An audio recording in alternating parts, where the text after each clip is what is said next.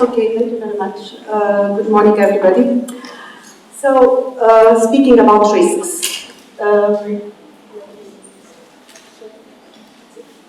So, recent disasters around the world have shown that in addition to many human losses, cultural heritage losses are also very considerable, very high. We can ask ourselves, what are the risks today? What risks are likely to cause significant and widespread damage? How can this damage be well understood, evaluated, assessed, to be relevant for decision-making on risk reduction and prevention? But we can also ask, what are the priorities, given human capital and available budgets? Well, answering these questions generates a complex network of information, which in turn requires proper management through specific expertise and methodologies to optimize available resources. If we talk about risks, we may have to define what is a risk. A risk is an event that it becomes a risk only if it's applied to an area, to a geographical area where issues are presented. In general, a risk results from a conjunction of an hazard, a natural or human phenomenon, and one or more issues, can be human, cultural, economic, and environmental. A risk normally is characterized by a low frequency, but with a huge severity, with therefore significant negative impacts on a property, generating what we call a state of disaster. So, when we speak about disasters, we need to speak about disaster risk management. And disaster risk management is concerned with preparedness activities. And when we speak about preparedness activities, we need to think on the three main moments of risk disasters. We need preparedness for before the disaster, we need preparedness during the disaster, and we need preparedness after the disaster. So before the disaster, of course, perhaps is more quickly understandable. We need risk assessment, we need prevention, we need actions to mitigate, to make measures to mitigate the various types of disasters. We need emergency preparedness. During the disaster, of course, we have different emergency responses that are needed. The first one, of course, is to save people. Then we need to prepare to have preparedness measurements for evacuation of people, for search and rescue of people, for medical care. And normally, when we speak about during a disaster situation, we are talking about 42 to 72 hours. So we need a really quickly answer. And then we have after the disaster. Of course, during the disaster, we have also, and this is perhaps what we are concerned here today, we have the various emergency responses that we need to have to save heritage. And of course, we have after the disaster. After the disaster, we need preparedness that needs to include damage assessment. What are the damages after the disaster? What are the treatments that we can apply for the recovery? What type of interventions, repairs, restorations, rebuilding? But the preparedness after disaster is also fundamental and not every time prepared. After the disaster, many cultural heritage are lost during the emergency response phase. It appears to us here that it is important to develop post-disaster demolitions process, something that is so obvious, but is not really very much applied. And many destruction of cultural heritage, for instance, in the case of an earthquake, many happen during the demolition and the recovery, and more than during the earthquake itself. Something else that is important after the disaster is what we call use risk-informed approach. Unhappily, but it's true, we can learn with a disaster. So we experts of heritage, after the disaster, we should look at our heritage, at our cities, to try to understand why some buildings are destroyed and why some buildings resist to the disaster. And perhaps we can learn a lot about traditional techniques of construction. So these are considerations that we are having today. Of course, I can't go in depth in all of them because it's a huge subject.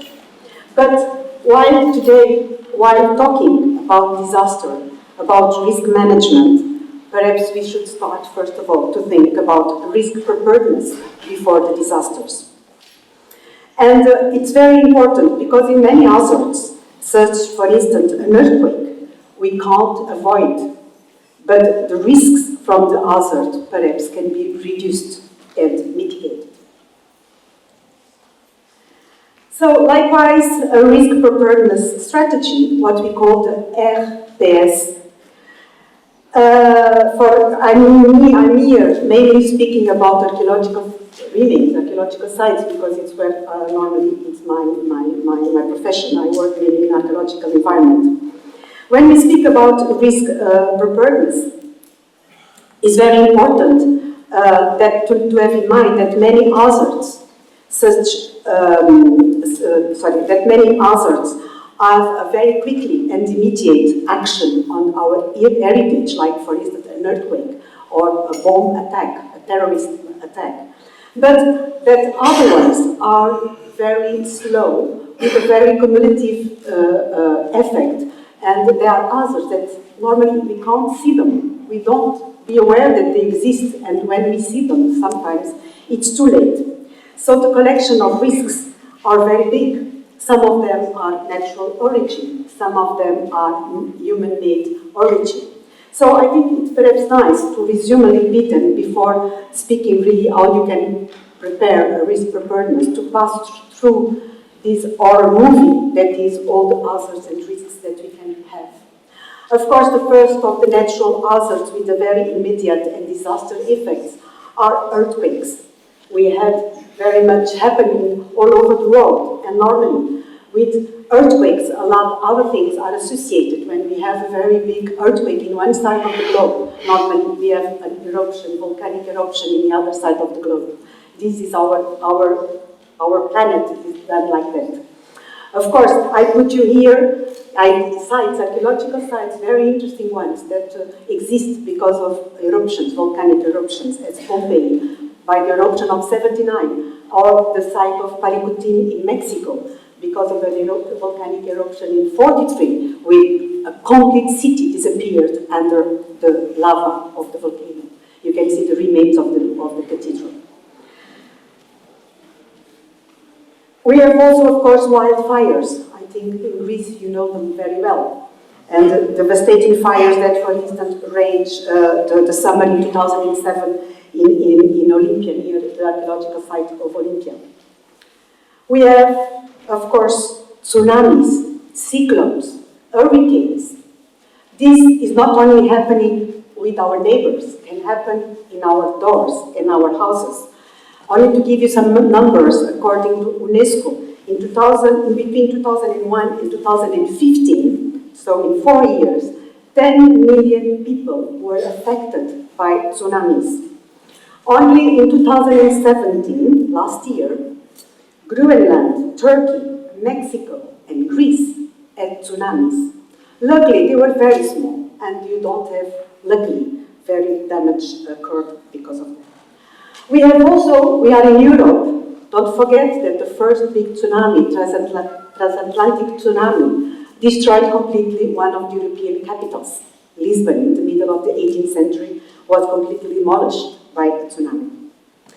Of course, we have rains, we have floodings. When we speak about heavy rains, you have normally associated floodings. That is not only the problem of the water, but normally when you have a flood of a river, especially near an urban area, you have a water that is carrying a lot of polluted and pollution elements that can very much damage your remains and your heritage. We have more natural situations with more natural, more cumulative, more slow effects. that we have, of course, the degradations that are logically associated with the materials itself. The materials react with air, with the environment, and you have the changement, the natural changement of the materials. You have biological attack also, plants growing up. You have, of course, a lot of damage caused by erosion, by thermal amplitudes. And this is only to give you an idea that, in fact, natural factors are very global. It's a global problem. Disasters such as the one of Olympia happen everywhere. Well, but when we speak about wildfires or tsunamis or earthquakes, we need to think perhaps of something, and it's not perhaps the subject of today, but we can't forget that. That is the problems of climate change now, today. Climate change is a reality, and as tells John Darlington from World Monuments Fund, climate change is accelerating, and the things we cherish are going to disappear, and this we need really to be taken very much into attention. Climate change will low temperatures, then we will have more cycles of freezing and thawing. Climate change will increase desertification, so we will release nomad populations, so we will lose also some types of cultural landscapes and with the displacement of the communities. Climate change will increase the rising sea levels, so we will have floodings. We all listened last week what's happened in Venice. Well, I wanted to make here a parenthesis because in 2017, ICOMOS International was already very much concerned with that. And we noted that if cultural heritage is under threat with climate change, perhaps cultural heritage can be also an asset to attempt to adapt and to mitigate its impacts. And having this on mind, ICOMOS made a working group with this Climate Heritage Network, and this is just a kind of information because I think it's a very important and very interesting document. So Climate Heritage Network is mobilizing to cultural heritage sector for climate change, and they just published with ICOMOS this book. Sorry, I'm doing here a little bit of publicity, but I think it's really important. We can have it for the internet directly. So, of course, we have now the other horror movies, not only about climate and natural disasters, but it's the ones that are man-made, and these are very much, I will pass very quickly also on them. We have degradations due to development, degradations due to the collective behavior, like war. We have removal. We have all types of degradations. Of course, they are more or less all related to what we call the development. Here I show you two situations. One is happening nowadays in the center of Beirut with the construction of the Archaeological Museum of Beirut. They will probably destroy all the archaeologists underground to build the Archaeological Museum. It's very interesting. It's a Renzo Piano Museum, architectural building. You see here the remains. They are more or less in the level of the second underground floor, and the building needs to have 4 underground floors. So we are discussing, shall we preserve the remains, or but probably they will dismantle. In the left side, you have the case of Zeugma in Turkey, that for the construction of the dam, the site was partially underwater, and around 1,700 square meters of mosaics were removed from the site. They are nowadays in a very beautiful museum here. Of course, Cairo, you know, one of the cities that had the most growing ratio during the 20th century. The city is completely surrounding the pyramids of Gizeh, and now we have the construction of the new archaeological museum. And of course, we speak about development, we speak also about tourism, and all the problems of uncontrolled, non-controlled tourism, when we forget that, of course, we restore archaeological sites for tourism, but we need to have into attention the carrying capacities of our sites. Here I show you, one picture that you all know from Athens, and the other from the Great Wall in China. And of course, we have terribly the war. We also see every week, every month, terrible images in our televisions. We have problems with the military occupation of sites. We have massive destructions of war and terrorism. And when we speak about war and terrorism, we have always vandalism and organized crime together, terrorism, looting, illicit traffic, illicit fires. Here during the occupation of Cairo, in 2011 revolution in Cairo, the archaeological museum of Cairo was looted. Yeah, looting, illicit excavations. Here is some pictures of Syria from A.P.Th and from Mali. And when we have war, many times it's also because of questions of social disturbance, because of religious and ethics and ethnical disturbance. We have also a kind of this destruction, a kind of hazard that is removal of remains for different reasons, for rescue excavation, for museum presentation, whatever. Here I present you a few situations.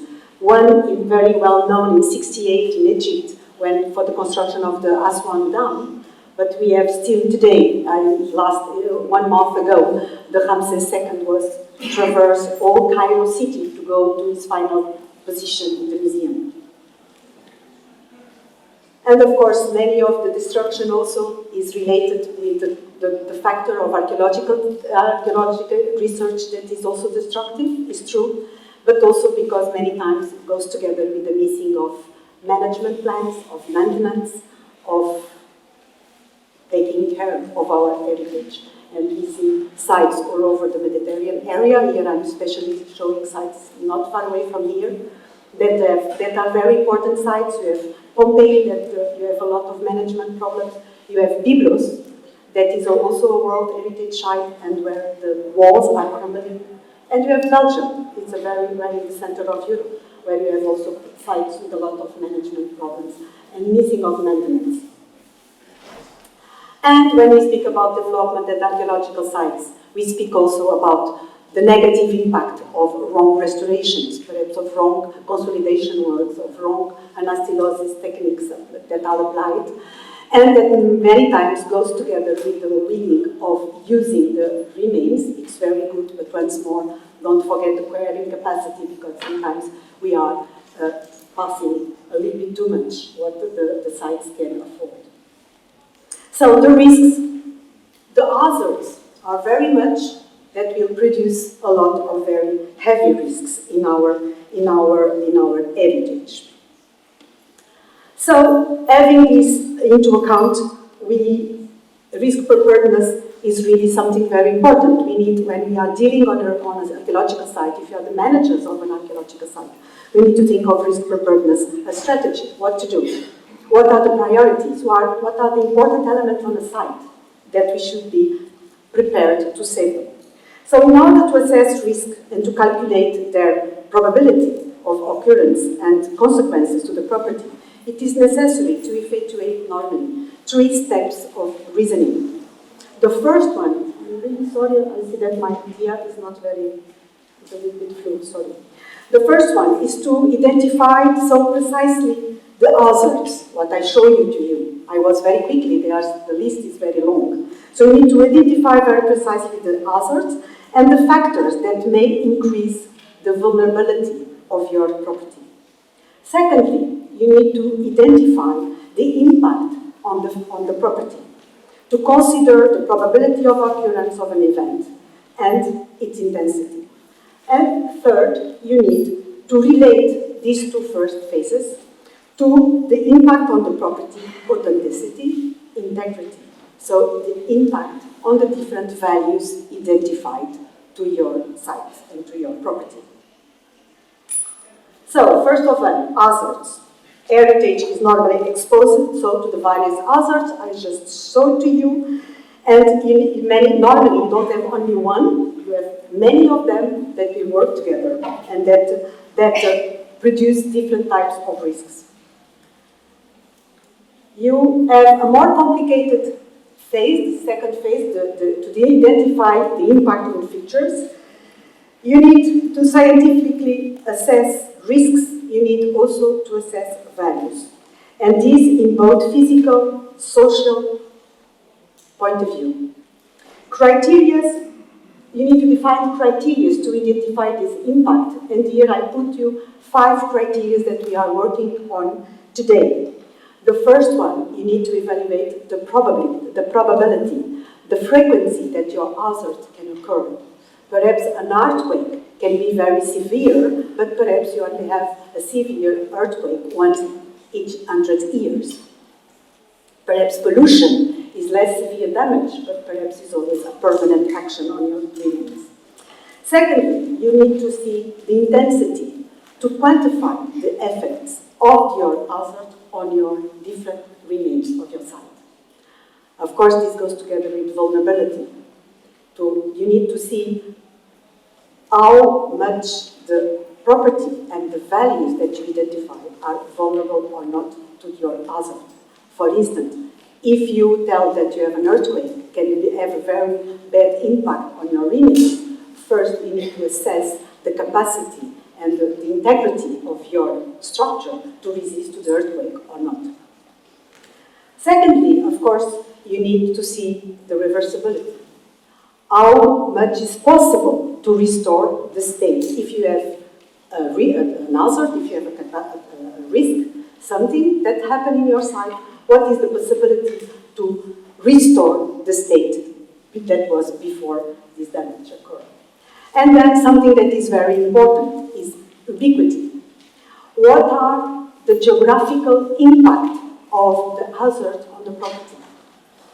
Of course, if an earthquake makes to fall down a stone column here or a minaret in the center of Thessaloniki, perhaps the impact of this is completely different if an earthquake makes collapse the Acropolis in Athens. Because the value of this building in a geographical area is perhaps much more large. So you need to evaluate very well the values. Is not only in your small site, but you need to see the length of influence of the hazard. And so this, of course, goes together. Once you identify these impacts, you can so analyze the impact on these values that you identified before. So you have the impact on the integrity. So the risk preparedness strategy should specify values at the level of individual structures. This means that the risk preparedness strategies helps you not only to identify the risks and the values, but also to give you priorities. If something occurs, what is the priority of you to be saved, to be rescued, to be protected? And this is something that is very important. Perhaps it's more easy if I speak about a museum. If you have a museum, you know that a fire can destroy the museum. You need to tell to the firemen, if I have a fire, what is the first painting that you need to save? And this risk preparedness strategy will give you the list of priorities. And this is something also very important, also for archaeology, for remains, for architectural buildings. So, risk preparedness strategy is a tool that we are preparing and developing to help site managers to prevent and to reduce the negative impacts of threats on the values of the property, on the significance, on the integrity of the property. And normally this risk preparedness strategy aims organizing and systematizing a risk estimation. It provides, of course, a framework to guide and to plan further mitigation actions as preventive conservation and mitigation. And, of course, identify the tools, stakes, and potentialities for sustainable preservation. And you need to think about this risk preparedness strategy as an element that needs to be integrated in every management plan of a site.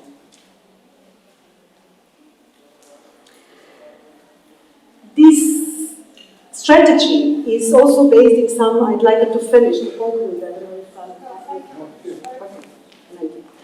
to conclude, I'd like to finish with these 6 principles that guide us very much, and I think is vital that we need to incorporate risk preparedness strategy on the risk management. I think it's interesting to finish with these principles.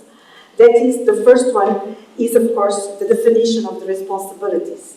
We work on teams. So every people have its own responsibility, obligations. We need to have an ethic of work for the various protagonists.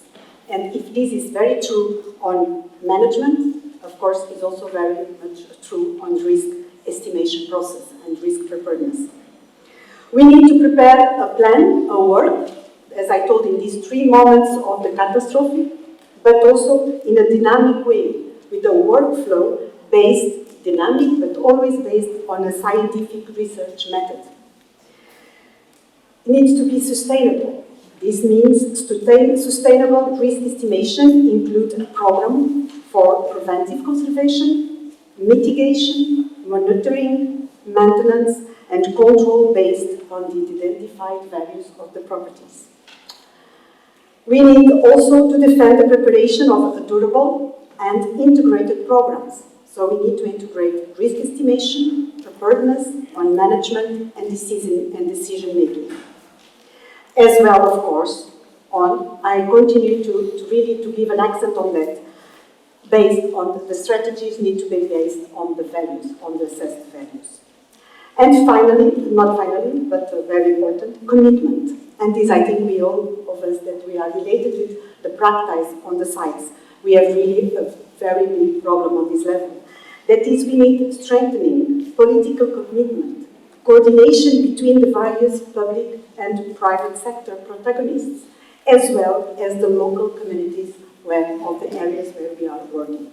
And without commitment, we don't manage to do nothing. And of course, if you want to put people working together, we need a methodological holism approach. Archaeological properties and their contexts form a system in which each factor has a mutual dependence, affording in it the attribute of a system with a holistic nature. Only an holistic interdisciplinary approach may be used in their protection and in their study. This approach, of course, is very philosophical, which integrates, of course, all disciplines in the process, all experts, all professionals, and especially the cooperation between professionals. Using this, as I told, of course, these criteria they are also having in mind that risk preparedness strategy is inscribed on a general planning process. And unfortunately, this is not happening all over the world, but I think we are starting in a very good place to prepare people for that. We are in the university, and I think it's our responsibility. So, to end, I'd like to finish with this image that I think most part of us we know very well, and prepare for the unexpected. When all of us teach our children to ride a bicycle. And of course, this I think reflects very, very well what we need to do. We have our children, it's our heritage, we need to prepare them to avoid risks. Thank you very much for your attention.